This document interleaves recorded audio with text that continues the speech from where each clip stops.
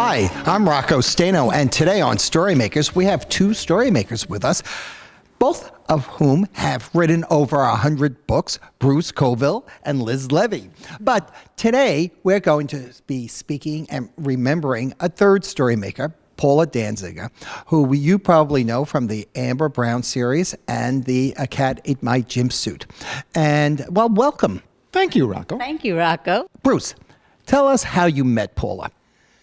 First time I met Paula was at the South Carolina Children's Librarians Conference. We had both won the South Carolina Children's Book Award, me for a middle grade book, Paula for the young adult category. And we were sitting at the head table. There was a lunch, and then we were supposed to speak. And lunch was about to be served, and Paula said, "I'll see you later." I said, "Where are you going?" She said, "Just watch." And she went down around the room and made it to almost every single table, introducing herself, talking to people. But the time was time for her to stand up and speak. Everybody in the room was already in love with her. And I thought, that's worth knowing.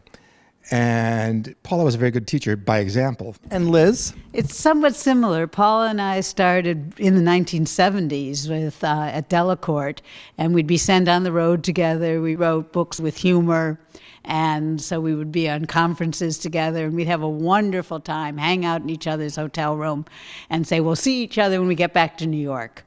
And then we'd see each other at the next conference. And at some point, Paula said to me, I so remember, "Liz, you and I have to put up or shut up. We're either really good friends or we're not." And from that moment on, there was not a day we didn't speak. And I wanted to talk about something that Paula did. I did bring a boa. Because I hated to shop, and I'm not very glittery. Paula loved glitter, and she would never put down a boa if she got a chance to. But Paula used to teach kids, put a red line through your funny lines, put a blue line through your sad lines, and look at the page. It should be purple. And I try to teach, whether I'm teaching kids or I'm teaching adults about writing. It's something that, in honor of Paula, I never talk. I think I talked at your school using that. And it's one of the great lessons, not just about writing, but I think about life, of how to bring the funny and the sad, and it's part of us. You know, we have a special guest with us today. It's Paula's niece, Carrie. Carrie, welcome. Hi. Good to be here, Rocco. Yeah, and so tell us your memories of Paula.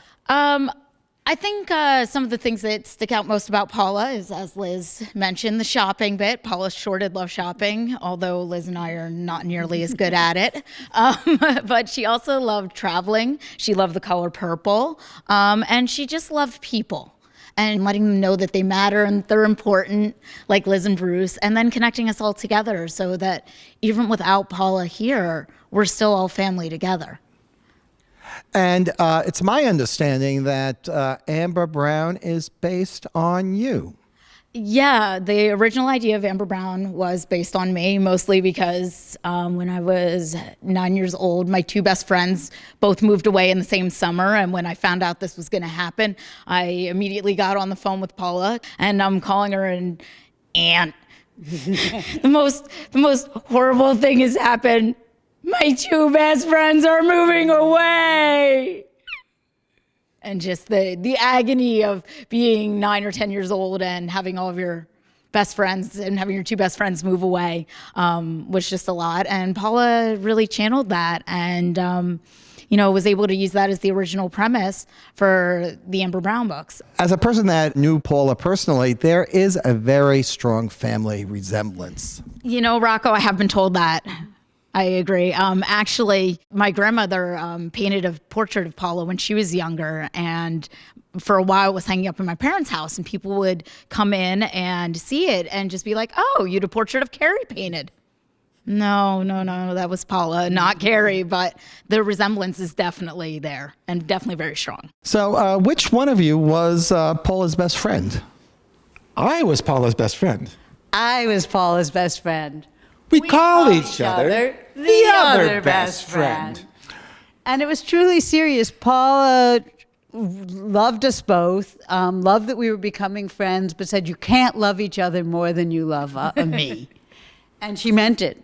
Actually, her way of introducing any new friend was, you're going to love this person, but you can't love them more than you love me.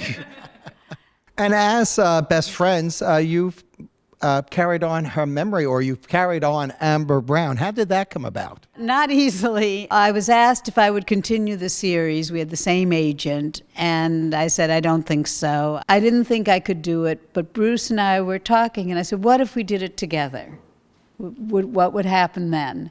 And we both love theater, and I said, what if we did it without ever leaving the room? And Bruce said, you're crazy. Well, she is crazy. But we did develop a rhythm and a method of doing this that I don't think anybody else has ever had, because I've talked to a lot of people who collaborate, and they say, you're crazy when I tell them what we did. But we sat across the table from each other, both with their laptops. We would decide what needed to happen, and then we would both start to write to ourselves. And after 3, 5, 10 minutes sometimes, one of us would say, okay, what do you got? And we would read it out loud and then merge the texts. And we'd say, okay, that line that you got, this structure I've got, and we'd put them together. And there was always, of course, the third person in the room. Paula, Liz, you can talk about the third person. Paula was the third person in the room. Partly it was because we did know her voice so well. Bruce from hearing every single word of the Amber Browns, but both from talking to her and being with her every day. And it felt like she was there with us, though she would have wanted more glitter and a few less animals. I hear sometimes collaborators have disagreements. We never came to blows. Oh, well. Actually, the reason we signed up for only one book to begin with is because we wanted to see if we could do this without killing each other first. If we survived, then we'd consider doing other books. And the first book with your collaboration was... Amber Brown is Tickled Pink, which Paula had begun to set up because it was clear that Amber's mother was going to remarry. Can you talk about that a little, Bruce?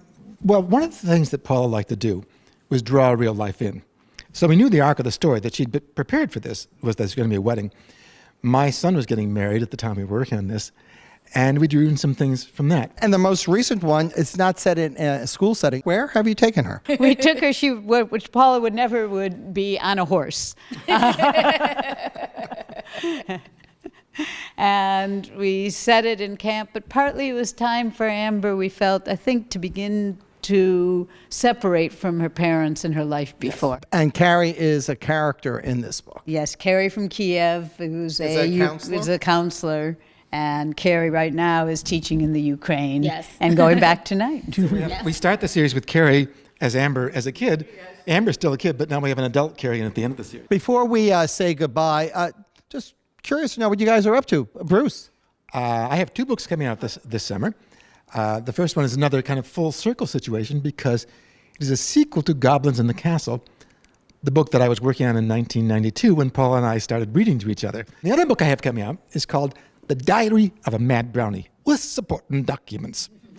And it's a spin-off of a short story that I did about 20 years ago about a slovenly girl who inherits, because of her grandmother and a family curse, the Scots family brownie. Now, a brownie is a household spirit, about 12 inches tall, that cleans. This one cleans obsessively. He's assigned to a total slob. It is basically the odd couple with a 12-year-old girl and a 300-year-old Scottish brownie. Well, I can't wait to read that one. And Liz? Well, in a way, it's somewhat full circle for me. After 40 years, we're bringing back the Something Queer books that started my career. You started at 15, right? Yeah, I did. With Mordecai Gerstein, and it was just wonderful. This was how I knew Liz before I knew Liz. I mean, I was a big fan of these books when I was younger. So, then to actually meet the author and then her become my aunt was, really amazing. And so, I'm happy to have this back. Thanks for joining us. Actually, Rocco, in the tradition of Paula being in love with absolutely disgusting things, we brought you a pooping reindeer.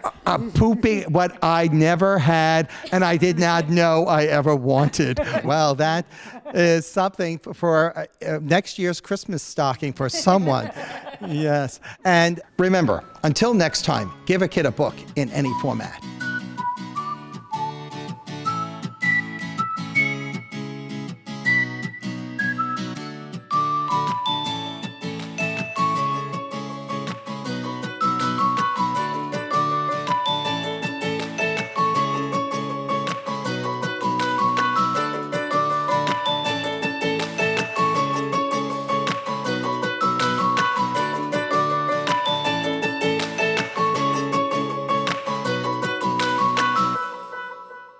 we're not the first guests to sing. And there's a song tell us about the song. Well, Well, every camp has a song. right. We had to write a song. We have Monster. And every camp song has the campers make a parody of the song. So there's the real camp song, and then there's the song that the kids prefer to sing. And we're singing the parody, I'm assuming. Yes. Yes. 2 of the campers sing this at the talent show. Okay, and we have three or four of the campus here tonight. Just tell me when do we begin? Okay. Push and knock, our pet skunk. You should not let your gas out. Quick, the glade he just sprayed. Thank you. I'm about to pass out. Quick, Hold your nose or you're apt to die. The Stench grows ever stronger. Push your tank, our pet skunk. We can take it no longer. Well, thank you, everyone. It was